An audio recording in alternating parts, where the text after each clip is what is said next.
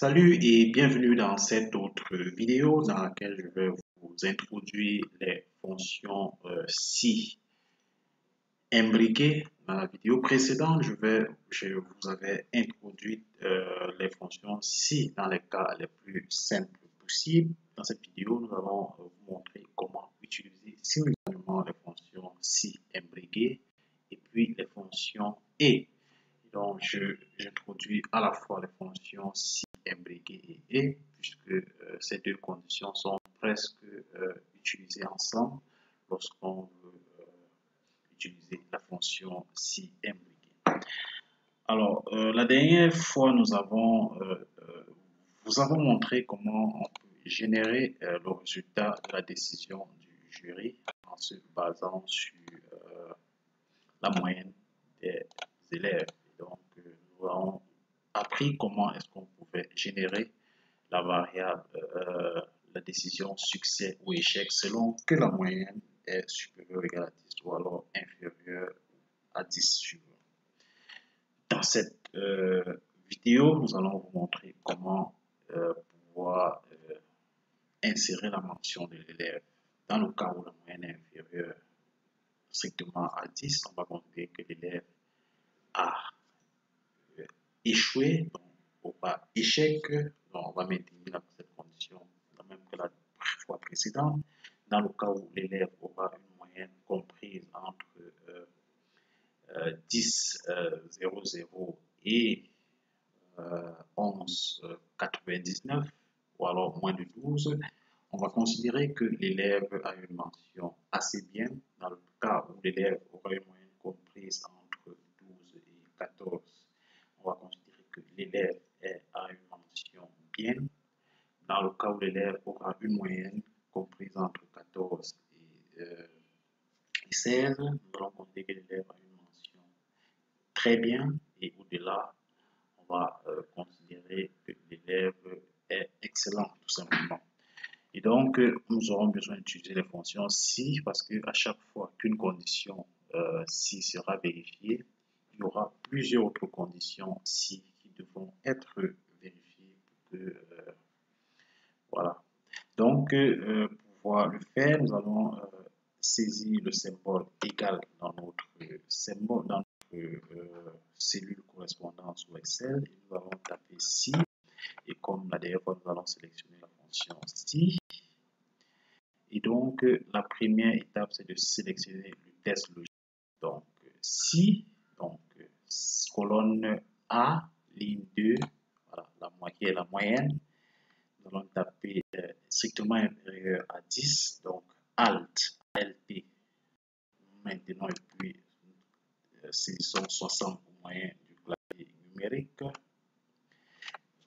Nous avons A2 inférieur strictement à 10. Si cette condition est vérifiée, point virgule, la valeur, si c'est vrai, c'est donc échec. Donc, nous allons saisir échec entre guillemets, comme étant donné qu'il s'agit d'une chaîne de caractères. Et donc, point virgule, la condition si la valeur est fausse. Donc, si la valeur est fausse, il y a plusieurs autres modalités. C'est la raison pour laquelle on parlait de boucle imbriquée. Donc, nous allons introduire une autre fonction si.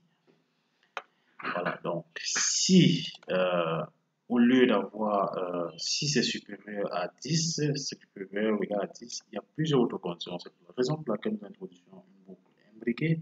Donc, si maintenant, et c'est là où intervient la fonction et, dont je vous ai parlé en début de cette vidéo, si maintenant la moyenne est comprise entre 10 et 12, et donc pouvoir faire comprendre comprise entre 10 et 12, il faut utiliser la condition si, donc il faut que la moyenne soit à la fois supérieure ou égale à 10, et il faut en même temps que la moyenne soit inférieure ou égale à 12, et donc strictement inférieure à 12. C'est la raison pour laquelle nous allons utiliser une condition et. Donc nous allons saisir et. Donc si et à la fois on a A2, notre cellule A2 supérieure ou égale, donc Alt 62, et puis nous suivi du symbole égal, supérieur ou égal à 10. Point virgule, nous sommes toujours dans la fonction et. Donc, si et à la fois la cellule A2 supérieure ou égale à 10 et la cellule A2, la même cellule A2 strictement inférieure à 12, donc alt 60, 12, voilà. Donc, ma fonction et est terminée. Donc, si à la fois ma case A2, ma cellule A2 est supérieure ou égale à 10 et en même temps inférieure ou égale à 12, point virgule, la condition si cette valeur-là est vraie, ça sera, n'est-ce pas, assez bien. Donc, entre guillemets, nous allons saisir assez bien. Puis, nous fermons les guillemets, point virgule, la condition si cette condition n'est pas satisfaite, ce sera une troisième condition si, donc nous allons ouvrir une autre boucle si, nous allons sélectionner si, maintenant, test logique, nous allons réutiliser une fonction et comme tout à l'heure, et à la fois la moyenne de la cellule A2 strictement supérieur ou égal à 12, à 12, oui, donc alt 60, alt 62, donc supérieur et puis suivi du symbole égal à 12, point virgule, et la moyenne cellule A2 strictement inférieure à 14, alt 60, 14, et ces deux conditions-là, point virgule, la condition, si cette condition-là n'est pas satisfaite, sera de, la condition, si cette condition-là est vraie, sera de donner la mention bien. Donc, entre guillemets, bien. Nous fermons les guillemets, point virgule, la valeur si la fonction est fausse, il y a encore plusieurs conditions, donc nous allons réintroduire une fonction si imbriquée, si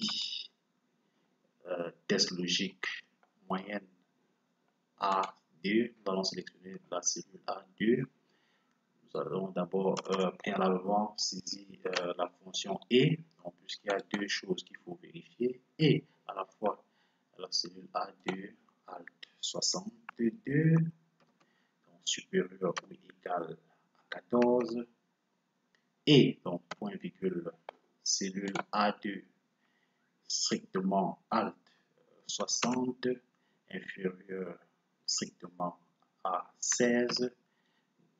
Nous allons fermer la parenthèse pour et, point virgule, condition si cette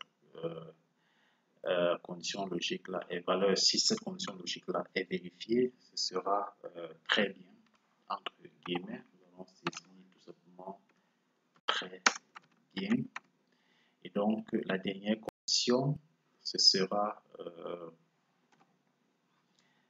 bien, donc point virgule valeur si faux, donc notre dernière condition c'est excellent, donc nous n'allons plus rouvrir une autre fonction imbriquée, donc nous allons tout simplement taper dernière valeur si aucune des autres conditions n'est vérifiée.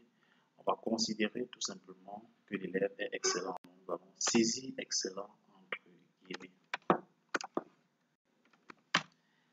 Excellent.